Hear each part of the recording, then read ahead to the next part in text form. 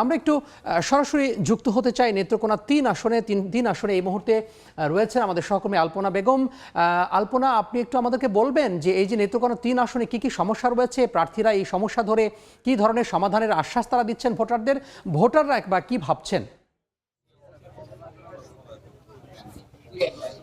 হ্যাঁ, ভোটাররা এই ৩ আসনের যেটি ভাবছেন যে এই নেত্রকোনার ৩ আসনের যে কেন্দ্র উপজেলা, এটি আসলে সাহিত্য সংস্কৃতিতে একটি সমৃদ্ধশালী উপজেলা এবং আটপাড়াও একই অবস্থা। তো এখানকার যে উন্নয়ন এই পর্যন্ত সেই উন্নয়ন এখনো মানে তেমন ভাবে হয়নি। যেমন কেন্দ্র থেকে যদি রোগীদেরকে পাঠাতে হয়, ময়মনসিংহে পাঠাতে হয় অথবা কিশোরগঞ্জে পাঠাতে হয়। তো এখানকার যে রাস্তাঘাট এবং এই যে স্বাস্থ্য, শিক্ষা সকল কিছুতে এই সাহিত্য সংস্কৃতিতে এই গুরুত্বপূর্ণ ভূমিকা রাখলেও যে এই এলাকাটি এখনো মানুষের সেভাবে উন্নয়নের ছোঁয়া লাগেনি। তো ভোটাররা এবার হিসেব করছেন যে যিনি আসলে জনগণের সাথে থাকবেন এবং জনগণের সেই কাঙ্ক্ষিত আশা পূরণ করবেন, তাকেই দিবেন। তবে এখানে যে ব্যাপারটি হয়েছে যে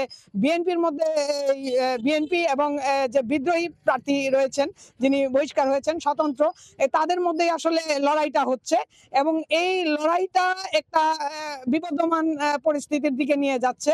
যে পাল্টাপাল্টি অভিযোগ চলছে সেই নির্বাচনের শুরু থেকেই, সেটি মার্কা দেওয়ার পরে আরো ঘনীভূত হয়েছে এবং নির্বাচন চলাকালীন সময়ে দেখা গেছে যে প্রচারণায় একজন প্রার্থী আরেকজনের সম্পর্কে দোষারোপ করছেন এবং হামলা হচ্ছে, কারো চেয়ার ভাঙা হচ্ছে, কারো অফিস ভাঙা হচ্ছে, এই ধরনের বলছেন। আবার যে প্রার্থী স্বতন্ত্র ঘোড়া মার্কার প্রার্থী রয়েছেন, তিনি বলছেন যে বিভিন্ন সময় তাকে হামলা করা হয়। আবার যে ধানের শীষ রয়েছেন, তিনি বলছেন যে একই জায়গায় যখন পূর্ব নির্ধারিত থাকে সেখানে তারা গিয়ে ঝামেলা সৃষ্টি করেন।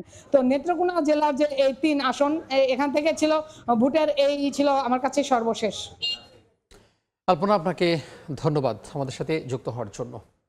আলপনা বেগম যুক্ত হয়েছিলেন নেত্রকোনা ৩ আসন থেকে।